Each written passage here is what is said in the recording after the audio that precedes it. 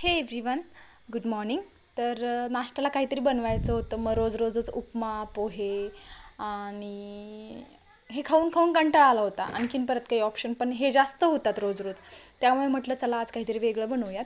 तर मग नाश्त्यालाच गरम गरम अशी भाकरी केली होती आणि ताकातली मिरची केली होती. तर ताकातली मिरची कशी बनवायची ही समोर रेसिपी आहे. सो व्हिडिओ थोडा 4-5 मिनिटांचा आहे, तर तुम्ही कंटिन्यू बघा, तुम्हाला समजेल. आता मी इथे बनवते भाकरी. बरं, मला भाकरी काही एवढी छान जमत नाही आहे, जशी माझ्या आईला जमती किंवा मग जशी माझ्या सासूबाईला जमती अशी मला भाकरी अजिबात जमत नाही आहे. पण तरी पण मी ट्राय करते आणि छान भाकर मी बनवायचा प्रयत्न करते आणि छान होते. म्हणजे सो होते, त्यांच्यासारखी होत नाही पण छान होते. ठीक आहे, म्हणजे खाण्याजोगी होते. तर छान असा उंडा जास्त मळून घ्यायचा, म्हणजे जी ज्वारीचं पीठ आहे ते छान मळून घ्यायचं. म्हणजे त्यामुळे काय होतं की आपली जी भाकरी आहे तिचे जे काठ वगैरे आहे ते तुटत वगैरे नाही. असं मला माहिती नाही आहे, हे माझ्या सासूबाई असं सांगतात. आणि नंतर आपण जेव्हा ती तव्यावर टाकतो तेव्हा लगेचच पाण्याचा हात फिरवून घ्यायचा. म्हणजे मग ते असं होतं ना, असं पाऊस नाही आल्यावर जमीन कशी कोरडवाहू होते तशी भाकर पण आपली कोरडवाहू होते. तर तसं मग लवकर पाणी टाकायचं, मग ती कोरडवाहू होत नाही. जसं की लवकर पाऊस आल्यावर मग जमीन कुठं कोरडवाहू होते, त्याच प्रकारे. वा वा वा, किती सुंदर बोलते ना मी. चला ठीक आहे. तर असंच आठवलं म्हणून पाठवलं. तर आत्ता आहे मिरचीची वेळ. हाय मिरची, उफ उफ मिरची. वा वा वा, छान. तर आता वा, मस्त टॅलेंट आहे माझ्यामध्ये. छान कमेंट करून नक्की सांगा तुम्हाला कसं वाटलं माझं सॉन्ग. ठीक आहे, तर आता बनवूयात ताकातली मिरची. तर मस्त छान अशी फ्रेश मिरची घ्यायची आहे. नुकताच बाजार झालेला होता. मिरचीचं देठ वेगळं करायचं आहे आणि मिरची वेगळी करायची आहे. मिरची स्वच्छ पाण्यामध्ये धुवून घ्यायची आहे आणि हिरवीगार अशी मिरची आहे, तुम्ही बघू शकता. मस्त असं वाटतंय. फास्ट मग मी ही प्रोसेस करून घेतलेली आहे आणि पूर्ण छान निवडून ते स्वच्छ पाण्याने धुतलेले आहे. स्वच्छ पाण्याने धुतल्यानं आणि बरं, ही जी मिरची आहे ताकातली ती खूप दिवस राहू शकते आणि तुम्ही ताक न आणि इथे व्हॉईस ओव्हर किंवा व्हॉईस रेकॉर्डिंग करण्यासाठी माझं बाळ पण माझ्यासोबत आहे. ते मला अजिबात करू देत नाही आहे, तरी पण मी ट्राय करते आहे. मध्ये तिचा आवाज येईल, त्याबद्दल आय एम एक्स्ट्रीमली सॉरी. तर त्यानंतर मी सांगत होते की ताक नसेल किंवा मग ताकात तुम्हाला आवडत नसेल पुन्हा तिला 2 मिनिट थांब ना, मला करू दे ना. तर तुम्ही याच्याऐवजी चिंचेचं पाणीसुद्धा वापरू शकता, त्यांनी पण छान होती.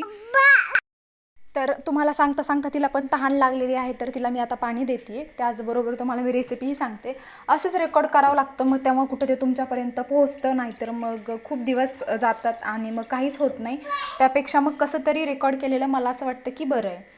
तर मग असं तुम्ही ताकातलंही करू शकता आणि चिंचेचंही करू शकता. तर छान अशी मिरची कट करून घ्यायची आहे, छोटी मोठी तुम्हाला जशी आवडती तशी, किंवा तुम्ही एक संध मिरची तशीही ठेवू शकता. म्हणजे अख्खी मिरचीसुद्धा तुम्ही ठेवू शकता, तुमच्या मनावर आहे.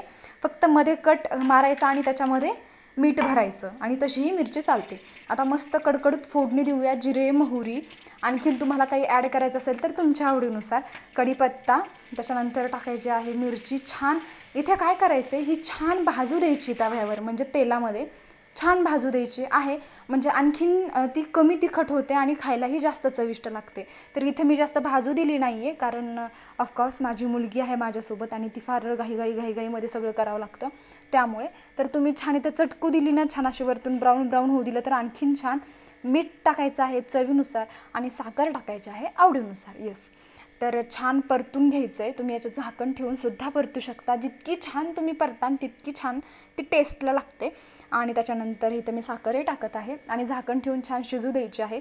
त्यानंतर भरपूर असं याच्यामध्ये ताक टाकायचं आहे आणि जोवर ते ताक आटत नाही तोवर ते टाकतच राहायचं आहे. आणि मग छान इथे मी पूर्ण रिव्हर्स प्रोसेस केलेली आहे. मला आवडतं पाहायला आणि मला करायलाही आवडतं, त्यामुळे. तर छान कोथिंबीर टाकलेली आहे वरून आणि तुम्ही भरपूर करू शकता. तुम्ही स्टोअर करून ठेवू शकता, फ्रीजमध्ये ठेवू शकता, तशीही ती राहती. ठीक आहे, आता व्हिडिओ तुम्ही पाहिला आहे. त्याच्यानंतर शेंगदाण्याचा कूट टाकायचा आहे, ते मी विसरणार होते सांगायचा.